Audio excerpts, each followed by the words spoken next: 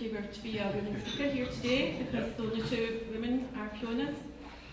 Anyway, there's not an awful lot of women here, but there are lots of women working in journalism. It's just that their voices don't seem to be heard at the moment, so we're working on that through a project for management. There will be more training and development to help them progress further. There's lots of women working in the freelance sector within journalism, so their work's of a precarious nature. Their income can be quite insecure, and that can impact on their ability in the workplace. Quite often women are afraid to speak up in case it's impacting on their future employment. If they're working casual shifts, they might not get any more shifts, or they might be put further down the list when there's work available. There's other problems of just about women being included when they're in the workplace, because they're not always visible. They might be working from home, they might be working different hours because of their family commitments. And then there's the problems of the lack of promotion for women. Everyone must know that there's not many women in senior editorial roles in the media in Scotland. And the questions of equality, there's lots of equality issues. Sexism and misrepresentation, the way that women are presented in the media, and that's not only women journalists, it's how members of the public as women are presented in the media. Sexism is still a pretty big issue now, which is pretty surprising in 2017. An example of the current state of affairs, this was a story that appeared in the Sunday Herald a few weeks ago. There was a research study carried out by a women's organisation in gender and Women 50/50, looking at the numbers of women in senior positions throughout Scotland, and in terms of the media, there were no female editors of major titles in Scotland. So as part of the project, we started a study, a survey gone out to members, both males and females, and it's available online through social media. So if you haven't done it yet, you can find it on the NUJ Scotland Twitter account, on the web page, on the Facebook page. So it would be really good if everyone completes it, men and the few women that are here. If you haven't done it yet, please do so, but we also want men's input too. So there's lots of questions about women's working conditions, equality in the workplace, and our views on how women are represented in the media. The survey's still alive, so we don't have final figures yet, but just a snapshot. One of the questions that was asked was, do you think there's a problem with the way women and or minority groups are represented in the media? And the answer was yes, 82%, and no, 18%. And out of the respondents so far, there was only 34% of the respondents are men, and 66% of the respondents are women. So it's clear so far that lots of men as well as women think that there is a serious problem about the way women are represented in the media.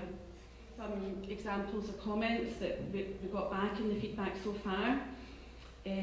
I'm not sure whether these comments are from men or from women, but when the stereotypes still dominate, writers are rarely from minority groups or really familiar with them, but they still think they can speak for them.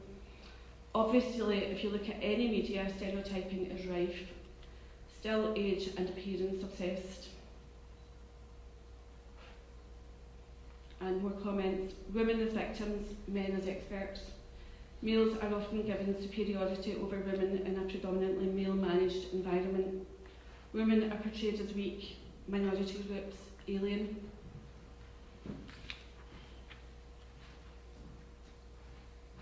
So that is just some examples of sexism in the media over the past 2 weeks or so.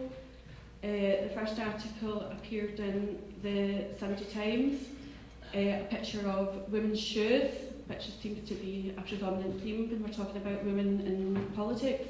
Can Teresa bring Nicola to heel? So there's that comparison to the dog as well.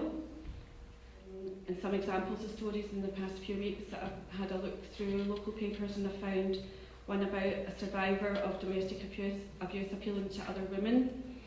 an ectopic pregnancy survivor helping other mums, an ovarian cancer campaign, a bogus roofer preying on the elderly, and it tends to be more elderly women than men that are susceptible, closure of a maternity unit, and a dementia group that gives carers a break, and the carers will be predominantly women again. So if we lose our local papers, then women are losing that important connection with what's happening in their community. Also, in terms of local papers, there's that relationship of trust between the local press and the community that probably doesn't exist with the national press. But there's a real risk if the paper's moving away from the community, you're going to lose that trust as well. So that's going to be an even bigger loss for women again. That's an example of the story I mentioned earlier about the domestic abuse. The victim there had agreed to be photographed, agreed to share an old photograph of her with her injuries. That's the type of story that local papers are great at delivering and getting a message out to women that they may not see otherwise. All these stories I took from papers that were all part of larger groups, Trinity Mirror, Johnston Press, NewsQuest. There weren't any independent local papers there at all.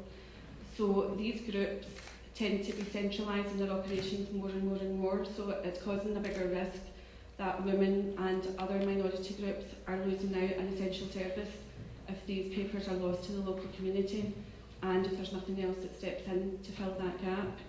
I would say complete the survey if you haven't already done so. Be open about your thoughts about women in journalism, about what the NUJ is doing to help.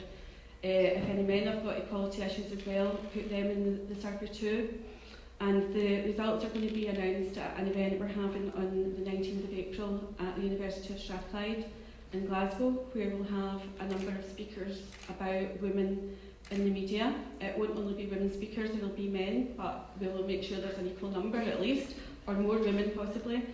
And some women journalists will be coming forward to speak about their experiences. There'll be lots of opportunity for discussion and suggestions for the way forward to make sure that women do get a stronger voice in the media.